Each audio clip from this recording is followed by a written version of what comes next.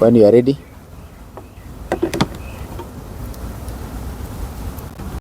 We have gathered here as stakeholders in the tourism sector, drawn from the entire Nakuru County.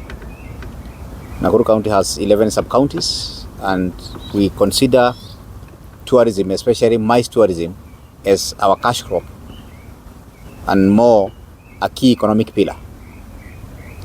After agriculture, tourism is the second largest earner of Nakuru GDP, and that's why it stands at a very critical position in the economy of this county. Tourism is driven mostly by the stakeholders, private stakeholders. And with me here today, we have investors in the tourism sector, mostly in hospitality, drawn from as far as Naivasha all the way to Molo. And we have come together to look at the status of tourism in Nakuru County and the future of tourism also in this county. And we have discussed so many things in our meeting, and one of the things that we would like to bring to the attention of the nation, and more so all the stakeholders in tourism, is that maize is one of the fastest growing aspect of tourism.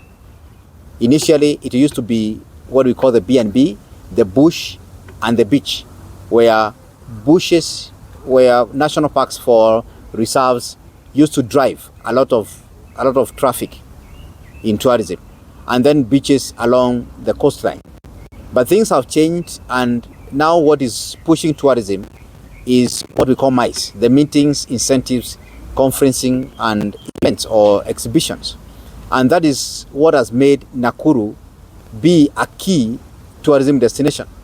If you look at Naivasha, Gilgil, and Nakuru City in particular, 83% of our business is in maize, where most of the organizations, whether corporate or government or non-governmental organization, they prefer this destination for their meetings.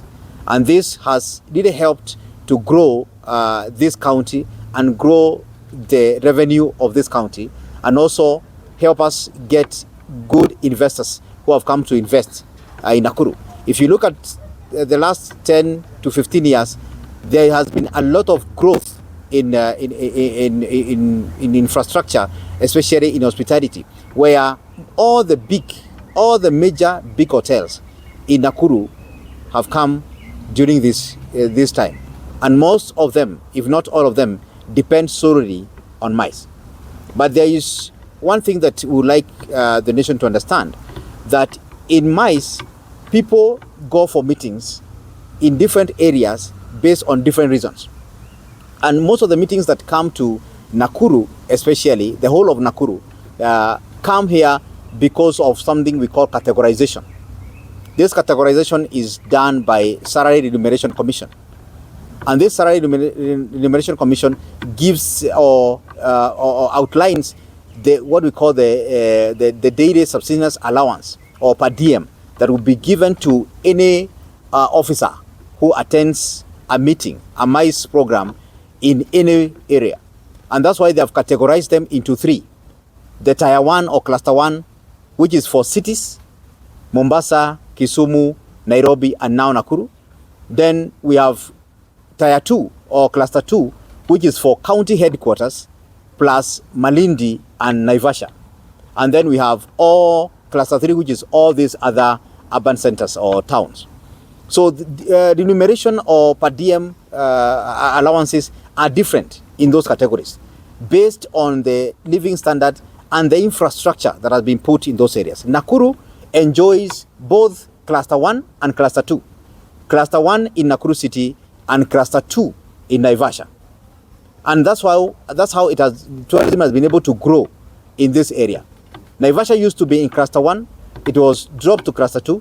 We have been fighting with SRC to reinstate, because there's a lot of investment that followed that categorization by SRC of Naivasha to Cluster 1. So when they were dropped to Cluster 2, they have seen effect of that, and we are still in discussion with SRC. But SRC now has sent a letter to our branch in Naivasha, saying that they want to review the classification of per diems in all cities, towns, and villages in Kenya, because they do that for local and the international travel. They have not touched international travel. For example, if you go to Zambia, in the capital of Zambia, they will give you a particular allowance, and then when you go out, the allowance will drop by close to 40%.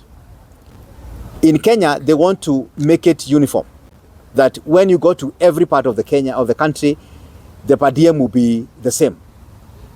It looks okay in the face of it, but we as stakeholders, and that's why we had this meeting, we have objected to it, because different places in this country have different infrastructure. Different places in this country have different living standards. For example, you'll find the way we pay our support staff here. For example, if it's housekeeping or if it's F&B service, you'll find that the minimum wage here will be 17,000 plus. But in another place, you'll be allowed to pay even 9,000. So if I am paying 17,000 plus here for a waiter or a waitress, and someone else in the village, in one village, is paying 9,000, then there is no equity at that point. That's why people who are coming here, because the standards are high and the costs of hosting one client for one simple day conference is different from the way you would host that client in a different place. That's why we insist that SRC should maintain the categorization. Even as we request them to upgrade Naivasha back to where it was, they should retain, so that we have more people coming to this place, going to Kisumu, going to Mombasa, because there is infrastructure for that. When you equalize everything, it will be prone to abuse. People who sit in those procurement committees, and I know I come from a small village and I want to impress my people in the village, I will make sure that that meeting will go to my village. Not considering whether there's capacity, not considering whether it's safe, not considering the kind of service that you get there. That's why we are requesting SRC, as much as they have written to us seeking our advice and also our submission. We have written submission and we address you today saying that is not the way to go. You will kill tourism the way we know it, because right now without mice there is no tourism. And at this point, I want to welcome Mr. Kimani Gitau, who is in Naivasha, in our branch in Naivasha, to also give his remarks.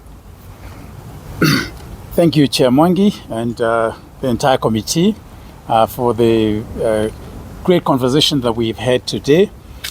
Just to echo the words of our chairman and the whole committee, I'd like to say that Naivasha is very centrally, Naivasha and Nakuru as the county is very centrally located in this country. And as a result, even looking at the numbers, I think for SRC, it's a big saving for the government when meetings are held in a central location in the country. Apart from all the other points that we have, we believe that that's a good point to consider, because it saves the government money when things are done in one place or in several places in the country, instead of saying that we can scatter it everywhere. I would also like to say that the mice that is developing in Naivasha, Nakuru as a county is starting to attract international conferences, conventions and meetings, which is very good for this country. As you know, we rely a lot on tourism. MICE is coming, and when all these people travel to Kenya to have these big conferences, let's say, for example, Microsoft comes to Kenya, they host their meetings in Nakuru, Naivasha, there are 5,000 people. These people will do their conference for about 3 days, and thereafter, they will do safaris that will take them to all parts of this country. And we think it is very important that we build this MICE destination. It is not just good for Naivasha, it is good for our foreign currency reserves, because as we know, we need a lot of it in this country so that we can stabilize our shilling against the dollar. I think it's important that we look at this sector as one of the stabilizing factors, and MICE is growing in Kenya. And what we'd like to ask SRC is to consider our request, because our request has merit, We have had discussions with them, and we truly believe they will consider this meritoriously. And thank you. Maybe Madam Stella. Madam Stella is the chair of the city board and also an affected member. Members of the Fourth Estate and the Nakuru County Tourism Association, I think our chair has rightly put it, that the proposal by the SRC is going to greatly affect the business in Nakuru. Nakuru was conferred city status on 1st of December 2021, and with that many people have invested heavily in Nakuru. And one of the implications is, as an investor, the question will be, then why come to Nakuru city? Why not go to Nyahururu or any other smaller towns and take my investment there? Because without the mice, as the chair said, it means that we are going to have reduced investors coming to Nakuru. And remembering that Nakuru is one of the hubs for investors in the country. So we are urging SRC to seriously reconsider that proposal, and we are going to continue engaging further, because this is the beginning. It is not the end. We shall continue having these engagements because we are passionate about tourism, and we are passionate about also creating employment for our residents in Nakuru. Thank you. Maybe to finish, so that you look at the trickle-down effect of this particular process or review, is that when we are hosting, like Naivasha, now they could be able to host up to close to 6,000 people in a day, because you find a facility hosting 2,000, another one will host 500. In Nakuru here, like this coming May, the month we are starting next the other week, we'll be having the County Assemblies Forum, close to 4,000 people. We'll be having Kenya Urban Forum, still in the same month, close to another 3,000 people. Then we shift. We have one international meeting coming end of June, close to 1,000 people. We shift to Safari Rally in Naivasha and part of Ncta. That is an international activity, close to 10,000 people. All these people, they come to Nakuru, and what they consume, for example, the food stuff we cook in all these hotels, they come from our farms around here. And as you know, Nakuru is it's number one producer of food in this country. So we support even the neighboring counties like Nyandarua and Laikipia and even Baringo here, because we get food stuff to feed all these people in this place. When you look at the transport sector, transporting all those people to Nakuru, 10,000 people in a week to Nakuru, then the transport sector is also gaining. The fuel industry is also gaining. So this may look like just a normal process in government, but it will have major effect. And if you look at that article from Business Daily, should have been of 24th or thereabout of last month, it says that the per diem, that simple review will increase per diem in the country by 67%. So is it something that the government would like to do, to increase per diem when the economy is at this state to 67%? It's a question that I would like to pose. Thank you so much. Perhaps one question touching on the issues of tourism and of course the entire sector. Last year, the government ministries and departments were ordered not to carry or do meetings in five-star hotels, these big hotels, and they were directed to hold meetings in boardrooms. Now we are seeing there is another directive reducing the per diems for civil servants. What impact generally does this portray, and what is the future of your industry? Okay, we'll say it's double tragedy, because when government reduced on mice spending, it affected us. Now this is another one that has the potential to cripple us even more. But the future of this industry is bright, very bright. I can tell you, as long as people have stomach, they will still eat, they will still sleep, and they will still meet. So as long as there is need for people to gather, and once you gather, you need food, you need accommodation, then this sector it's on the right trajectory. And if you look at hotels, especially in the 80s and the 90s, they were not, look at those big hotels, they were not concentrating so much on mice because there was nothing much then to warrant people to meet in hotels. But now, most of developed countries, they have developed through meetings. Every sensible government knows you cannot develop without meetings. That's why the hotels come to bridge that gap, because government don't have their own hotels. Even the few that they had, they could not run them very well because the government is not in business of running hotels. Hotel business is in the private sector. And that's why we are saying that as much as we are in the private sector, government should protect this private sector by creating a conducive environment for this business to thrive.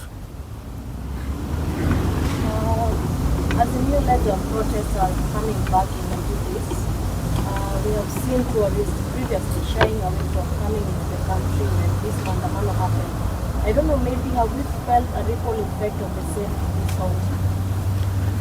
county? Yes, we can say we have felt, because we depend so much on what we call traffic of people.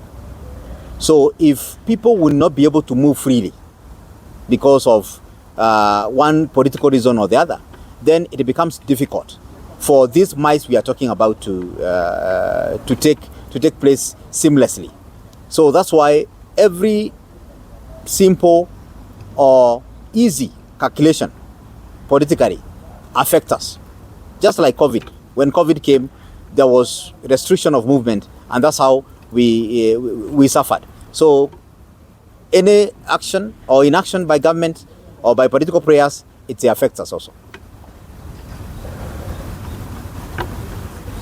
Okay, thank you so much. Subscribe to Check TV for more updates. Thank you.